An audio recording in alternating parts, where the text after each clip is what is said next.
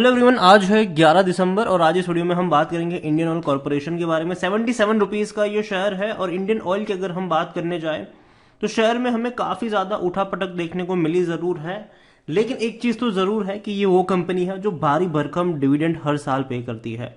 Video में discuss करेंगे कि डिविडेंड के चक्कर में क्या खरीदारी यहाँ पर करना सही भी रहता है कि नहीं, और अगर आपने खरीदारी करके रखी है तो आपको क्या करना चाहिए। वीडियो को शुरू करो उससे पहले अगर आपने अभी तक चैनल को सब्सक्राइब नहीं किया है तो प्लीज़ अभी इसे सब्सक्राइब कर लीजिए, क्योंकि आगे भी बहुत सारे वीडियोस हैं जो आपको काफ़ी ज़्यादा हेल्प करेंगे। तो इंडियन ऑयल 77 रुपीज़ का शेयर, एक महीने में देखो तो अच्छी तेजी है। 70 रुपए से भी कम था। और अगर आप चैनल को रेगुलर फॉलो कर रहे हो तो यहां पर मैंने वीडियो बनाया भी था कि देखो अगर 70 के नीचे मिल रहा है खरीदारी के बेहतरीन मौके हैं। क्योंकि अगर ये आपको मतलब एवरी ईयर अगर आपको ये 7-8 रुपए का भी डिविडेंड पे करता है तो मतलब आपका कम से कम 10 या 12% का जो रिटर्न है वो आपको डिविडेंड से ही यहां पर मिल जाएगा। लेकिन मैंने साथ में ये भी कहा था कि अगर तेजी आ जाती है बहुत बड़ी 80-85 तब खरीदारी मत करना यहां पर, ठीक है। अब जब उसके बीच में है तो बात करना बनता भी है कि क्या अभी भी मौका है या फिर अभी ये ऊपर की तरफ या फिर नीचे की तरफ कहां मूव कर सकता है, वो हम यहां पर डिस्कस जरूर करेंगे। और अगर आप एक साल की बात करोगे तो एक साल में 2.5% की गिरावट है। अब चार्ट को ऑब्जर्व करिए, एक जब भी रफ्तार आई, देखो इससे पहले शेयर 70 रुपए का था, ठीक है, बड़ी रफ्तार आई थी और शेयर गया था 80 रुपए के ऊपर, वापस टूटकर ये 70 के करीब आया, वापस एक बहुत बड़ी रफ्तार थी 90 रुपए तक गया, वापस टूटकर ये 70 के नीचे गया था, वापस दोबारा तेजी बनी 75 के आसपास, कुछ लंबा वक्त इसने बिताया था 70-75 के बीच में। एक बहुत बड़ा करेक्शन आया, दोबारा 65 रुपए के आसपास गया, उसके बाद एक अच्छी रफ्तार बनी है। 65 से 75 का सफर इसने तय किया है और अभी बात करना बनता भी है कि क्या दोबारा इस तरीके की गिरावट हमें देखने को मिल सकती है कि नहीं। अब 5 साल का भी अगर आप ग्राफ देखोगे तो एक चीज आपको पता चलेगी, 44% की गिरावट है। एक अच्छे प्राइस पे था, शेयर लगातार टूटता गया था, इवन 50 रुपए तक चला गया था, अच्छी खासी रफ्तार बनी, फिर करेक्शन यहां पर आया है। अगर एक मैं रेजिस्टेंस की बात करूं तो मुझे लगता है कि 80 से 85 के बीच में एक रेजिस्टेंस जरूर है, वहां से हर बार शेयर में गिरावट आई जरूर है।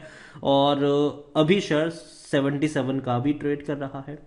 देखो लार्ज कैप शेयर है, 1 लाख करोड़ के आसपास का इसका मार्केट कैप है। वॉल्यूम देखे तो अच्छे वॉल्यूम में 2.5 करोड़ तक के इसके वॉल्यूम है, मतलब बहुत बड़ी क्वांटिटी में शेयर जो है वो अभी ट्रेड हो रहे हैं। पिछले 2 क्वार्टर काफी खराब रहे हैं इनके लिए।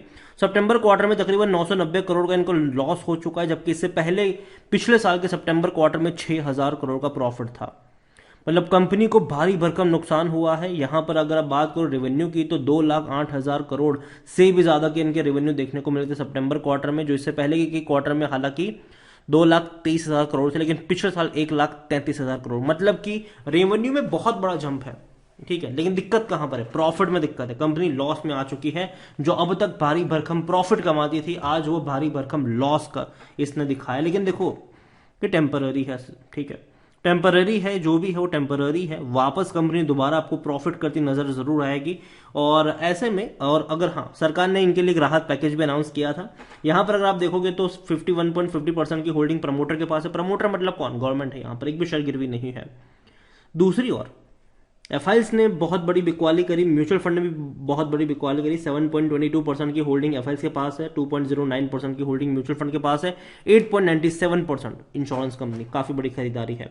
यहां पर अगर आप देखो तो ओएनजीसी 14.20% की होल्डिंग लेकर बैठा है, हाईएस्ट पब्लिक शेयर होल्डर में ओएनजीसी है यहां पर। 28 म्यूचुअल फंड स्कीम्स और 570 जितने एफआईएल्स का पैसा लगा है और अच्छा डिविडेंड तो पे कर ही रहा है। इंडियन ऑयल को लेकर अगर देखें तो according to Moneycontrol user 33% लोग कह रहे हैं कि बेच दो, 67% लोग कह रहे हैं खरीदारी करो। मेरी क्या राय है वो भी मैं आपको बताऊंगा इस वीडियो में आगे। यहां पर अगर देखोगे तो आईसीआईसीआई डायरेक्ट का होल्ड करने की सलाह थी, 75 का टारगेट था। शेर खान की खरीदने की सलाह थी, 82 का टारगेट था।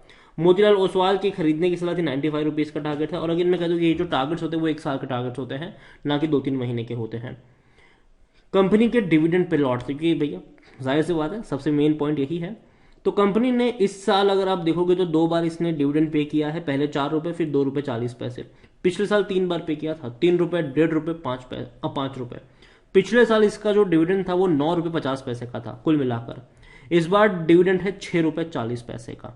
लेकिन आपको बता दें कि पिछले साल कंपनी का प्राइस भी ज्यादा था और कंपनी ने उसके बाद बोनस भी दिया है, ठीक है। तो ये चीज ध्यान में होनी चाहिए कि भैया बोनस भी दिया है इसने, तो जाहिर सी बात है शेयर प्राइस थोड़ा सा कम हो गया और यही वजह है कि इस बार डिविडेंड भी कम हुआ है इसका। लेकिन अगले साल दोबारा जो डिविडेंड आप एक्सपेक्ट करोगे वो थोड़ा सा ज्यादा ही होगा, यहाँ पर इतना कम नहीं होगा। मतलब कम से कम 7 रुपए के आसपास का डिविडेंड तो आप इससे एक्सपेक्ट कर ही सकते हो हर साल। और अगर आपकी बाइंग प्राइस 70 रुपए के आसपास है तो डेफिनेटली आप कह सकते हो कि आपको साल भर का 10% का रिटर्न जो है वो सिर्फ डिविडेंड से मिल रहा है, जो कि बैंक एफडी से भी ज़्यादा हो जाता है। और कई बार ये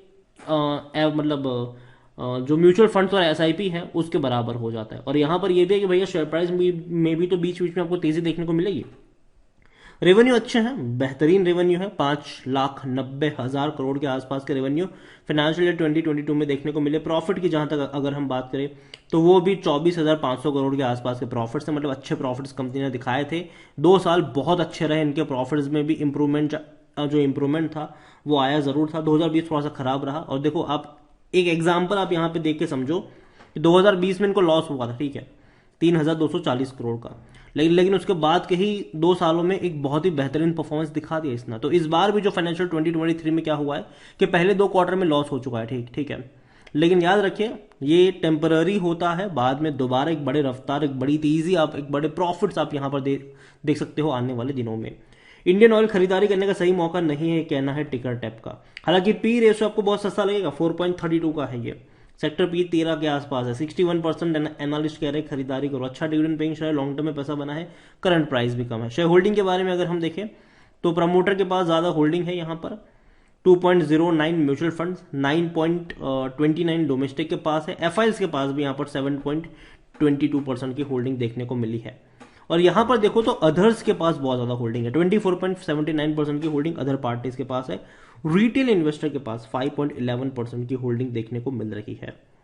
अगर आप देखो तो भैया बहुत सारे म्यूचुअल फंड्स हैं जिसने अपने पोर्टफोलियो का अच्छा खासा वेटेज जो है वो इंडियन ऑयल को दिया है, जैसे कि एसबीआई बैलेंस एडवांटेज फंड हो, या फिर एसबीआई ब्लू चिप फंड हो, या फिर कोटक इक्विटी फंड हो, या फिर एसबीआई लॉन्ग टर्म हो, या फिर एसबीआई कॉन्ट्रा फंड हो। कई सारी बड़ी क्वांटिटी और मतलब जो पोर्टफोलियो का वेटेज है वो आपको देखने को मिलेगा। 1% तक का वेटेज भी आपको यहाँ पर देखने को मिल रहा है। तो वो कंपनी जो है इंडियन ऑयल, मैं ये नहीं कह रहा हूँ कि बहुत ही दमदार कंपनी अभी कभी जाके खरीद लो, लेकिन ये वो कंपनी है कि अगर आपको इसका शेयर सस्ता मिल रहा हो तो इसको डेफिनेटली आप वहां पर बाय करके चल सकते हो। जब 70 के नीचे ये ट्रेड कर रहा था, कई सारे वीडियोज मैंने बनाए थे कि हाँ खरीदारी करो और भूल जाओ इसको। अभी भी मैं कहूंगा कि 77 पर तो मैं खरीदने की सलाह नहीं दूंगा, लेकिन ऑलरेडी खरीदारी करके रखी हो तो बने रहो, डरने वाली बात नहीं है।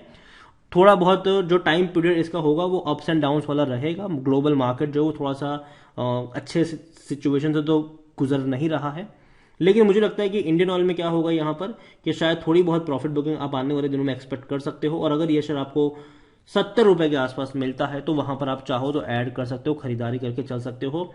लॉन्ग टर्म का पर्सपेक्टिव यहाँ पर रखिएगा, शॉर्ट टर्म का नहीं।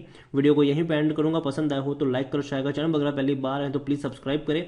और इंडियन ऑयल कॉर्पोरेशन के बारे में आप क्या सोचते हैं वो भी आप मुझे कमेंट में लिखकर बता सकते हैं। Thank you.